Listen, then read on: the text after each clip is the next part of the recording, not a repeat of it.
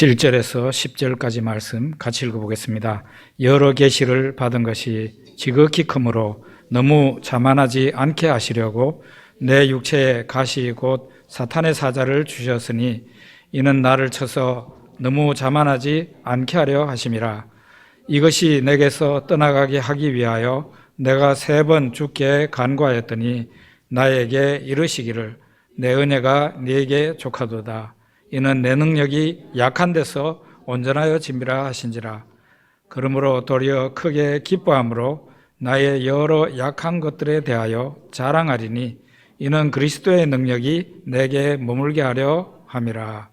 그러므로 내가 그리스도를 위하여 약한 것들과 능욕과 궁핍과 박해와 곤고를 기뻐하노니 이는 내가 약한 그때에 강함이라. 아멘.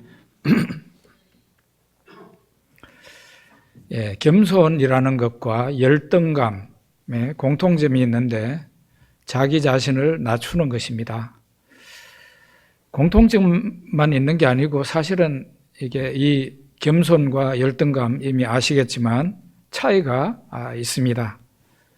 겸손이라는 것은 건강한 자아에서 나오는 게 겸손이고요. 열등감이라는 것은 병든 자아에서 나오는 것이 열등감입니다. 열등감이 있는 사람은 거꾸로 심리학적으로요, 자기 자랑을 많이 한다고 얘기를 합니다. 마음속에 열등감이 있다가 보니까 내가 다른 사람보다 못하다는 생각을 하니까 일을 만회해야 되지 않겠습니까? 그런데 아무도 나를 만회시켜주지 않아요. 그러니까 내가 내 자신을 다른 사람 수준까지 올리지 않으면 나는 다른 사람보다 못하게 된다는 생각을 하니까 나 자신을 내세우게 되는 거죠. 자랑을 하게 되고. 그래서 다른 사람이 보게 될 때는 어때요? 저 사람 되게 교만하구나 하시면, 실제로 교만한 태도를 보이는 사람은 그 사람 마음의 근저에 열등감이 많이 존재하고 있을 가능성이 있다는 겁니다. 그런데 건강한 자아를 가진 사람은 겸손하게 돼요. 마음속에서. 겸손하면서도 피해의식이나 이런 게 전혀 없이 마음이 평안합니다. 자기 자신을 자랑하거나 자기 자신을 내세울 필요를 전혀 느끼지 않습니다. 그리고 다른 사람하고 나를 비교하지도 않습니다. 다른 사람은 그 나름대로 귀하고 나는 내 나름대로 하나님 보시기에 아름답고 귀하다 생각하기 때문에 내가 다른 사람에게 저 사람보다 내가 못하다는 생각을 굳이 할 필요도 없고 열등감에 빠질 필요도 없는 것이죠. 나 자신을 남들과 비교하지 않는 거죠. 열등감이 없으니까 나를 자랑할 필요도 없는 거고, 그래서 겸손하게 살아갈 수가 있습니다. 겸손한 태도를 또 다른 사람들이 보고 편안함을 느끼죠. 저 사람 참 겸손한 사람이구나, 그렇게 생각하죠. 누구나 마음속에 겸손했으면 하는 마음이 있을 것입니다. 위인전 같은 것을 읽으면서 또 주옥 같은 그런 명언을 들으면서 나도 겸손하면 좋겠다, 그런 마음을 가질 때가 있을 것입니다. 그런데 인간적으로는 이 겸손이라는 것이 사실상 힘들다. 성경적으로 볼 때에는 사람이 겸손해진다는 것은 매우 어려운 일이고 심지어는 불가능한 일이다, 그렇게 말을 할 수 있을 것 같습니다. 그러면 언제 사람이 겸손해지나? 하나님이 그 사람에게 개입하시기 시작하면, 하나님이 일하시기 시작하면 그때부터 그 사람은 겸손해지지 않을 수가 없게 되는 겁니다. 사람이 왜 그만큼 겸손하기가 힘든가? 그것은 우리 다 알고 있는 바와 같이 사람 영혼 깊숙이 사람의 전인격적으로 죄로 오염이 되어 있기 때문에 그렇습니다. 죄라는 것은 모든 것을 다 왜곡시킵니다. 사람의 마음이 삐뚤게 만드는 거죠. 좋게 말할 수 있는 것도 꼭 부정적으로 말을 하죠. 그 마음이 삐뚤은 거예요. 사람을 칭찬하기보다는 사람을 비판하고, 둘 다 옳은 것 같지만은 사람을 좋게 보기 시작하는, 우리 예수님을 믿고 사람을 한 사람 한 사람을 좋게 볼 수 있는 우리가 돼야 됩니다. 그 사람의 마음과 영혼이 죄로 말미암아 삐뚤어져 있으니까 마음이 교만하게 되는 거죠. 겸손한 마음을 가질 수가 없게 되죠. 그런데 하나님이 그 교만한 사람도 하나님이 쓰시고 싶을 때가 있습니다. 그러면은 교만한 채로는 하나님께서 사용하지 아니하시고 그를 낮추어서 겸손한 사람이 되게 해서 그 사람을 하나님의 사람으로 사용하십니다. 성경에 보면은 교만한 마음은 패망의 선봉이라 그랬습니다. 패망이 올 때, 멸망이 올 때는 그 앞에 반드시 교만이라는 게 앞서온다는 거죠. 하나님이 겸손한 사람은 높여주시지만 교만한 사람은 하나님이 물리치신다 그랬어요. 이 세상에 오신 하나님 예수 그리스도는 겸손하신 분이었습니다. 그를 믿는 자도 예수 그리스도를 닮아서 예수의 영을 받아서 겸손한 자가 되는 것입니다.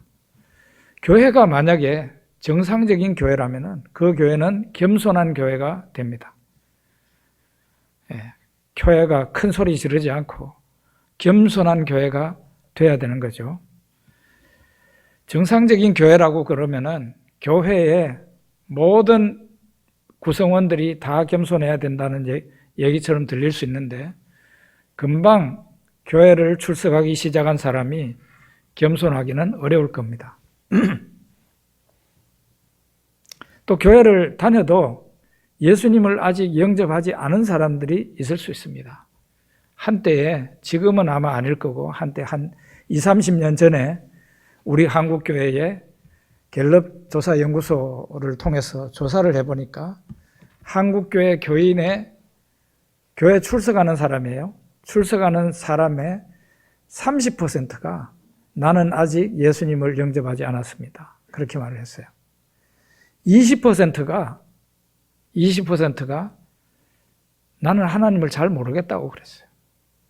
그만큼 교회 안에 그런 분들이 자리 잡고 있었어요. 이런 분들에게 겸손을 기대하는 것은 굉장히 어렵습니다.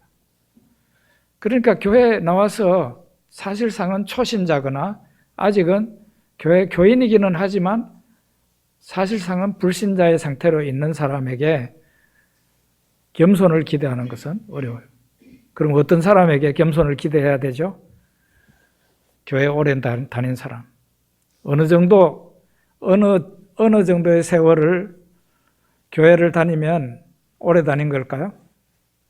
제가 보기에는 한 10년 정도 다녔으면 오래 다닌 겁니다. 5년도 적지 않은 세월입니다.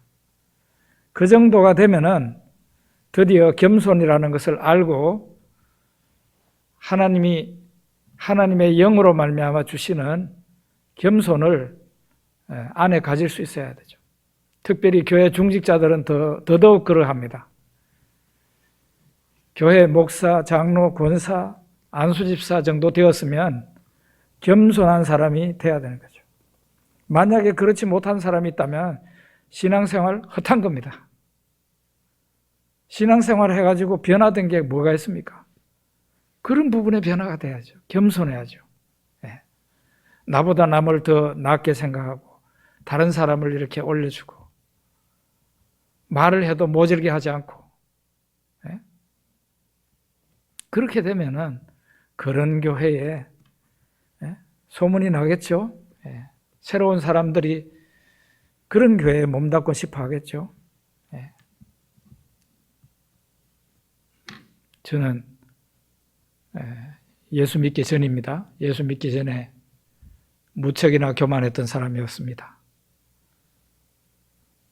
교만했기 때문에 하나님이 저를 남들이 경험하지 않는 어마어마한 굴욕도 당하게 하시고 다리도 하나 없이 살게 하시고 그렇게 하셨어요. 제가 흔히 말을 합니다. 정말 땅에 티끌을 하는 경험을 저한테 시키셨어요. 예. 제가 예수를 처음 믿을 때 신유 집회에 갔는데 그날 전부 다 누워있는데 잠잘 곳이 없어요. 제가 비집고 들어가서 누울 곳이 없었어요. 그런데 그 교회가 알고 보니까 기둥이 이렇게 중간에 기둥이 있는데 동쪽 편은 남자 환자들이 자는 데고 서쪽 편은 여자 환자들이 자는데 뭐 칸백이고 뭐가 없어요. 그런데 그 남자 환자들 옆에 또 보호자가 여자인 사람들이 있는 거죠. 그러니까 처음 간 사람이 뭘 알겠어요. 제가 남반인지 여반인지 어떻게 알겠어요. 제가 이제 남자 환자들 있는 데를 열심히 찾았는데 비집고 들어갈 틈이 없는 거예요. 그래서 이쪽으로 이제 서쪽 편을 가봤어요. 기둥 한 개로 나눠져 있다니까요. 가보니까 거기에 좀 제가 누울 곳이 있더라고. 그래서 누웠더니 잠을 자려고 그러는데 저를 발로 툭툭 차는 사람이 있었어요. 당신 왜 여기에 누워있어요?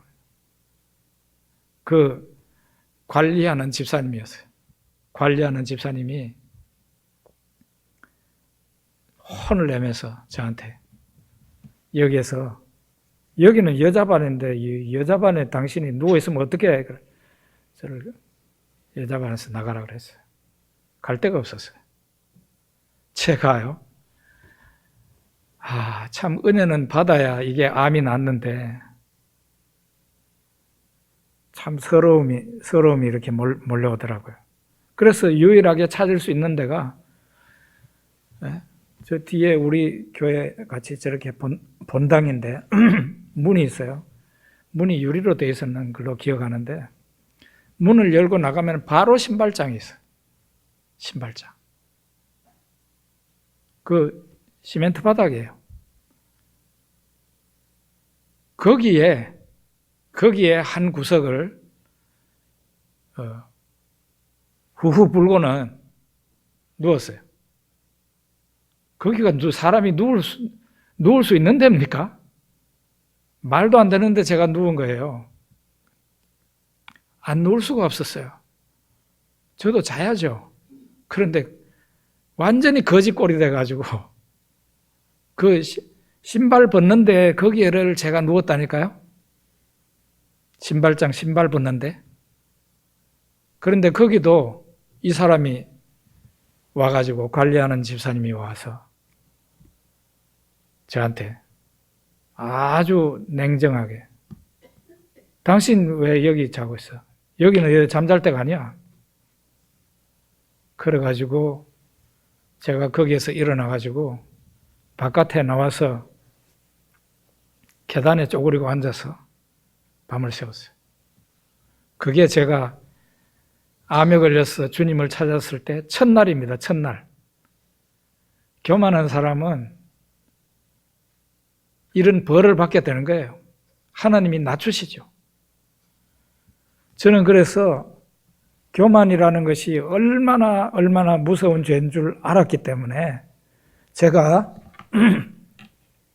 예수 믿고 난 뒤에 오래도록 기도한 것이 그거예요. 하나님 저에게 겸손의 은사를 주세요. 겸손의 은사가 성경에 없죠. 제가 그냥 만든 거예요. 겸손의 은사를 저에게 주십시오. 그러면서 하나님 앞에서도 겸손하고 사람들 앞에서도 겸손한 그런 사람이 되게 해주세요. 오랫동안 기도를 했습니다. 하나님이 겸손한 사람은 높여주시고 교만한 사람은 하나님께서 낮추시고 내리치신다 그랬어요. 사도 바울이 우리 아까 읽었던 그 본문 그 앞에 고린도후서 12장 1절부터 4절까지 사도 바울은 자기의 개인 경험을 신앙 체험을 얘기를 합니다. 사도 바울이 자기 자신을 얘기하는데 하늘 위에 하늘을 다녀왔다고 그랬어요. 자기가 이끌려간 거예요. 자기가 걸어서 올라간 게 아니고 하나님이 사도 바울을 영으로 데리고 간 거예요. 삼층천에 데리고 간 거예요. 그리고 사도 바울은 남들이 받지 못한 계시를 여러 개나 큰 계시를 받았기 때문에 하나님 보시기에 어땠어요? 교만하기가 쉬운 사람인 거죠. 그래서 교만하지 않게 하시려고, 자만하지 않게 하시려고 사도 바울을 약하게 만들었다 그랬습니다. 12장 7절에 보면 여러 계시를 받은 것이 지극히 크므로 너무 자만하지 않게 하시려고 내 육체에 가시 곧 사탄의 사자를 주셨으니 이는 나를 쳐서 너무 자만하지 않게 하려 하심이라 그랬어요. 사탄의 가시라, 사탄의 사자라, 사탄의 하수인이라는 뜻이거든요. 얼마나 사도 바울이 이 육체적인 질병 때문에 괴롭고 힘들었으면 사탄의 하수인이 내 몸에 있다고 그랬겠어요? 이것 때문에 시험을 당하고, 이것 때문에 절망에 빠지고, 이것 때문에 자존심 상하고 고통스럽고, 얼마나 힘들었길래 사탄의 하수인이 내 질병이라고 그랬겠습니까? 사도 바울이 갈라디아 교회에 갈라디아서에서 그런 말을 합니다. 내가 너희들에게 갔을 때에 너희를 시험하는 것이 내 육체에 있었는데 너희가 나를 버리지도 아니하고 멸시하지도 않고 나를 하나님의 천사와 같이 받아들이고 예수 그리스도처럼, 예수 그리스도를 받아들이는 것처럼 나를 영접해 주었다고. 얼마나 훌륭한 겁니까? 너희를 시험하는 것이 내 육체에 있었다는 얘기는 갈라디아 교인들이 볼 때에, 사도 바울을 딱 이렇게 볼 때에 시험하는 것이 있었다는 것은 저 사람이 몸도 온전치 못한 사람이 무슨 하나님의 일을 할 수 있어? 그 정도였다는 거예요. 그리고 심지어는 그 사람이 하는 설교도 듣고 싶은 마음이 안 생기는 거죠. 왜냐하면 그 사람 육체를 보니까. 이거는 심각한 질병인 거예요. 그냥 어디 몸에 속병이 있는 정도가 아니라 남들에게 뚜렷하게 남들이 이 사람을 보고 사도 바울을 보고 멸시할 정도로 그 무엇이 있었다는 거죠. 그래서 사도 바울이 꼽추였었다 하는 그런 말들이 있는 거예요. 상당히 일리가 있는 거죠. 상당히 일리가 있어요. 하나님께서 어느 날 사도 바울의 척추가 병들게 해가지고 그냥 허리를 못 펴게 해가지고 그냥 기역자 형태로 사람이 다니게 그렇게 했는지도 모르죠. 사도 바울은 당연히 처음에는 자기 몸에 병이 왜 생기는지 그 이유를 알 수가 없었을 겁니다. 하나님 앞에 충성되게 하나님 위해서 뭐든지 다 바쳐버린 인생인데 왜 나한테 이렇게 모진 병이 생깁니까? 원망하기 쉬운 거죠. 원망하기 쉬운 거죠. 그래서 사도 바울이 내 육체의 가시, 이 질병을 떠나게 해 주십시오. 이 질병이 나에게서 떠나게 해 주십시오 하고 3번이나 간절히 기도를 했다고 했습니다. 지난주에도 말씀드렸지만은 그냥 간단한 식사기도 같은 기도를 3번 했다는 얘기가 아니라 죽고 살기로 매달리는 그런 기도를 3번이나 했다는 거죠. 그런데 하나님께로부터 온 응답은 아니라는 것이었어요. 내가 너의 기도를 기도대로는 못 들어준다. 이미 내 은혜가 너에게 풍족하다. 족하다. 이는 내 능력, 하나님의 능력이 네가 약할 때 완전하기 때문이다. 그렇게 하나님께서 말씀하셨습니다. 그때부터 사도 바울이 자신의 약함을 하나님의 응답을 받고 하나님이 자기 병을 안 고쳐준다는데도 크게 기뻐했다 그랬어요. 이게 기뻐하는 것을 그냥 보통 기뻐한 게 아니라 크게 기뻐했다. 하나님이 사도 바울을 약하게 만들어 놓고 못 고쳐주겠다는데도 크게 기뻐했다. 왜냐하면 그 이유를 알았기 때문에. 하나님의 능력이, 사도 바울이 약할 때 하나님의 능력이 강하게 나타나기 때문에 약하면 약할수록 더 강하게 하나님의 능력이 사도 바울을 통해서 나가기 때문에 사도 바울이 이를 더 크게 기뻐했다 그랬어요. 그리고 사람들한테도 내가 자랑한다면 나의 약함을 자랑하겠다, 그런 얘기를 합니다. 사도 바울이 약할 때 그리스도의 능력이 사도 바울한테 머물고, 사도 바울이 약할 때 하나님의 능력이 더 온전하게 나타날 수 있기 때문에 결과적으로 어때요? 나의 약한 몸을 통해서 하나님이 영광을 받으시게 되는 거죠. 수많은 사람들이 구원을 받게 되는 것이죠. 내가 약하기 때문에 많은 사람들이 구원받고 하나님의 능력이 강하게 나타나고, 그리고 쓰임받는 나도, 사도 바울도 영광스러운 일이죠. 영광이죠. 하나님이 영광을 받으시고 쓰임받는 사람도 영광이죠. 어떤 검사가 서울대학교 병원에서 죽어가고 있었답니다. 이건 실제 있었던 일이에요.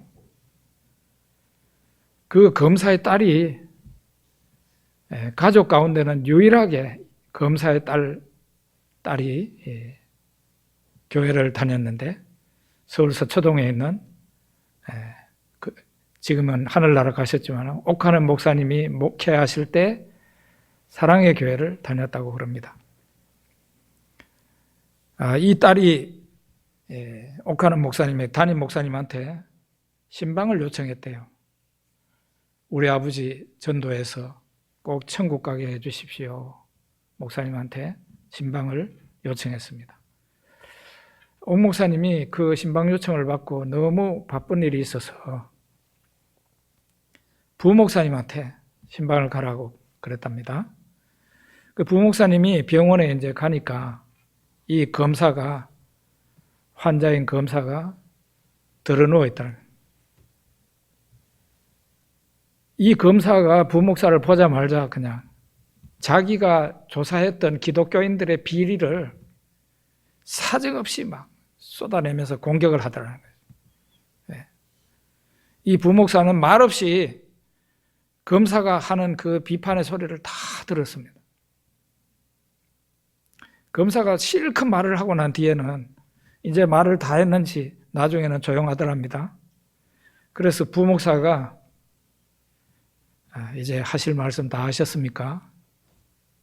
그러면 제가 이제 한 말씀 드려도 되겠습니까? 그러면서 고린도후서 5장 15절 말씀을 읽어주었다고 그럽니다. 고린도후서 5장 15절. 그가 모든 사람을 대신하여 죽으심은 살아있는 자들로 하여금 다시는 그들 자신을 위하여 살지 않고 오직 그들을 대신하여 죽었다가 다시 살아나신 이를 위하여 살게 하려 함이라. 이 말씀이에요. 이 말씀을 읽어줬다고 그럽니다. 검사가 한참 동안 이 성경 말씀을 들여다보더니 굵은 눈물을 뚝뚝 흘리면서 회개를 하였다고 합니다. 병원에서 이제 검사에게 이제 한두 달밖에 남지 않았다는 말을 듣고 검사는 짐을 싸가지고 자기 집으로 퇴원해서 갔다고 그럽니다.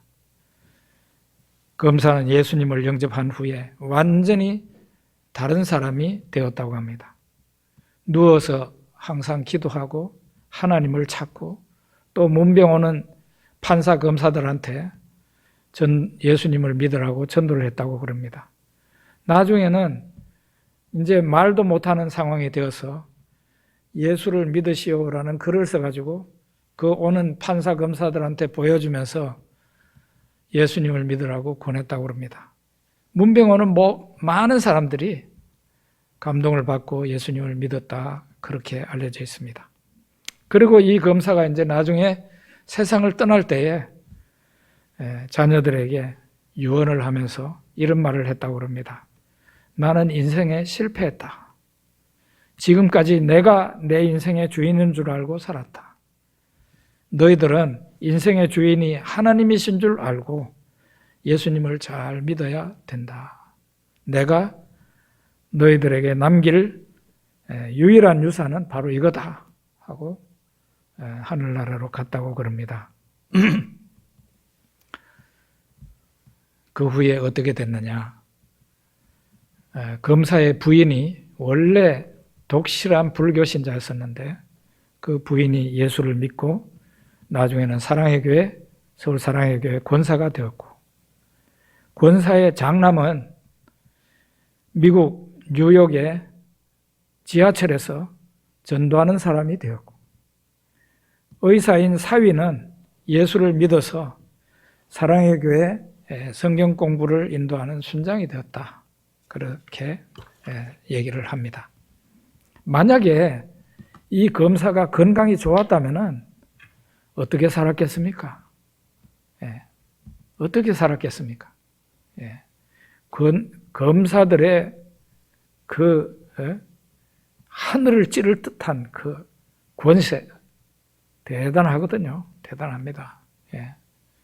얼마나 무서웠으면은 검사 앞에 한번 갖다 나와가지고 자살을 하는 사람이 생기겠습니까?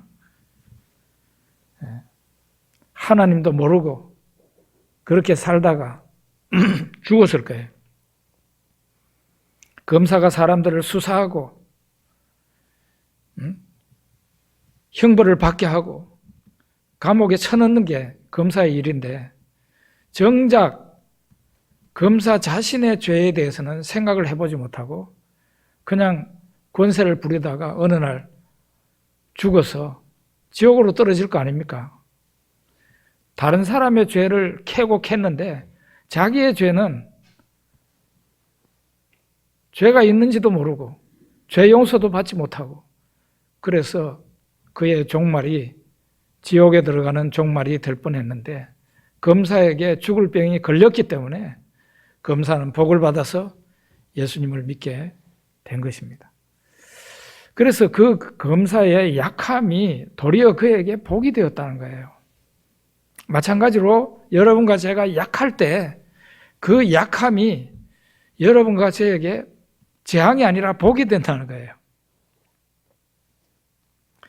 야곱이 에서와 쌍둥이로 태어난 사람입니다. 그런데 이 어머니 뱃속에서 이 둘이가 싸우고 있을 때 어머니 리브가가 도대체 이거 둘이서 싸우고 있으니까 부모가 물은 거예요, 하나님 앞에. 그러니까 큰 자가 어린 자를 섬기리라. 하나님께서 이 야곱을 어머니 뱃속 리브가의 뱃속에서부터 하나님의 사람으로 하나님이 선택하셨어요. 하나님이 야곱과 함께 하시고 야곱을 지키시고 인도하셨어요. 그의 형 에서의 낯을 피해서 저 바다나람이라는 곳 외삼촌 집으로 도망을 갈 때에도 하나님께서 야곱에게 나타나셔서 내가 너를 지켜주겠다. 내가 너와 함께 하겠다. 내가 너로 하여금 너 아버지 집으로 이곳으로 돌아오게 해주겠다.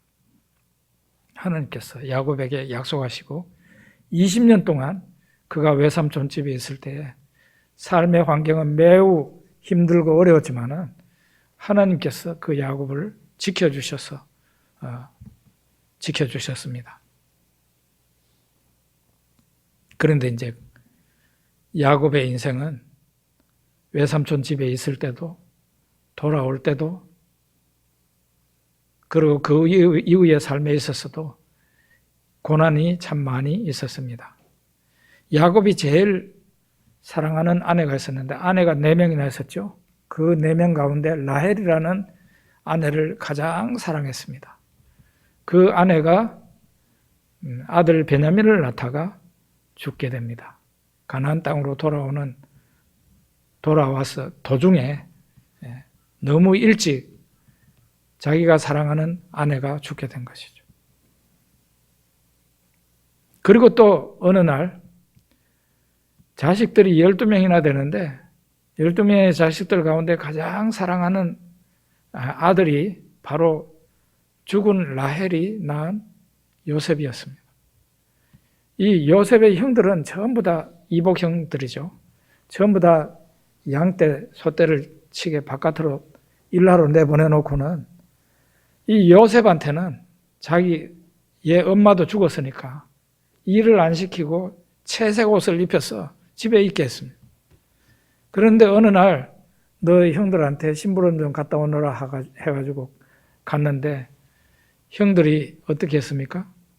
요셉을 죽이려고 그러다가 애굽에 노예로 팔아먹었습니다. 그러고 난 뒤에는 짐승을 잡아가지고 피를 흘려가지고 이 요셉의 옷에 피칠을 막 그냥 범벅을 해가지고 만들어가지고는 아버지한테 와가지고 이거 혹시 요셉의 옷이 아닙니까? 이런 식으로 냅니다. 그러니까 야곱이 아이고 요셉이 짐승에 물려 죽였구나 그러면서 막 통곡을 하고 이런 일이 생기죠. 자기의 가장 사랑하는 아들을 잃게 된 겁니다.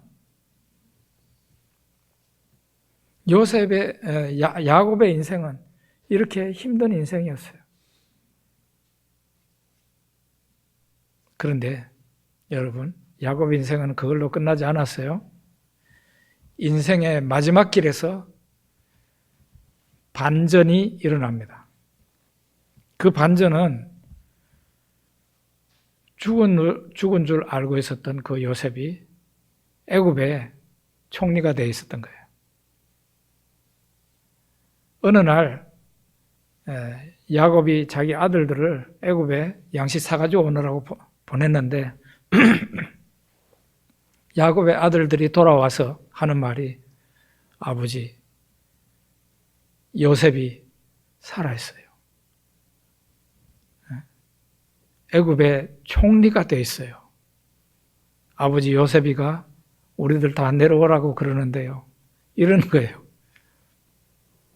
어마어마한 인생의 반전이 일어납니다.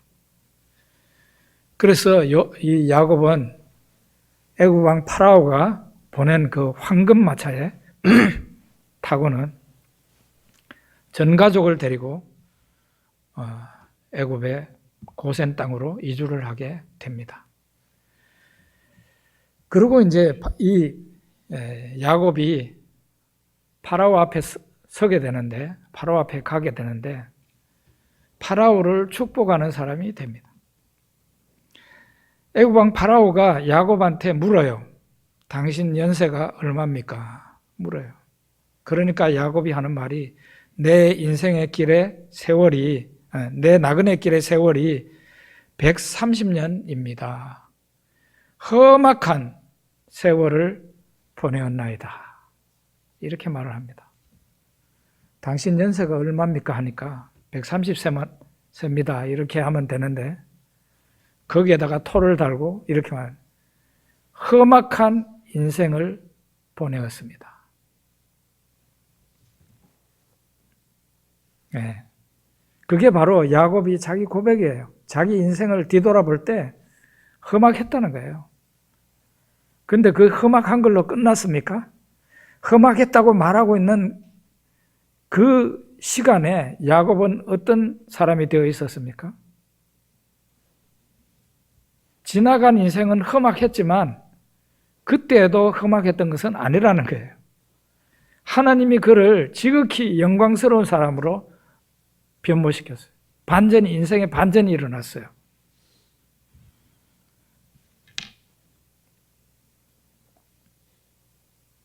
야곱의 인생은 험악했습니다. 그러나 그의 인생의 마지막은 하나님의 위로가 넘쳤고요. 하나님의 축복이 넘쳤고 하나님이 그 야곱을 영광스럽게 하였습니다. 그리고 죽을 때 그 많은 자식들이 모이는 가운데서 자식들 한 사람 한 사람한테 다 축복 기도해주고 그리고 마지막으로 지팡이 머리에 의지하여 하나님께 경배를 드리고 죽었습니다. 우리의 약함이 우리 우리의 약함이 우리로 교만하지 않게 하는 겁니다. 그래서 하나님의 능력이 우리 안에 머물게 하는 것이에요. 우리의 약함이 우리의 실패가 아니고 우리의 실패도 아니고 하나님의 실패도 아니에요. 우리의 약함이 도리어 우리의 강함이 되고 하나님의 강함이 되는 것입니다. 여러분과 제가 잘 나가기만 했다면 예수님을 잘 믿을 수 있겠어요? 어려움이 많이 있기 때문에, 많은 어려움이 나를 약하게 하기 때문에 내가 하나님을 계속 붙들게 되는 것이고, 하나님을 붙들고 살고 있는 나에게 하나님의 능력이 머물러서 하나님이 나를 통해서 하나님의 능력을 세상 사람들에게 보이시고, 나를 통해서 예수 믿는 사람들이 생기게 하시고 복음의 열매가 맺게 하시고 그러는 거 아니겠습니까? 여러분과 저의 약함이 도리어 하나님께 영광이 되고, 하나님께 영광이 되었으면 결과적으로 나에게도 영광이 되는 것입니다. 기도하겠습니다.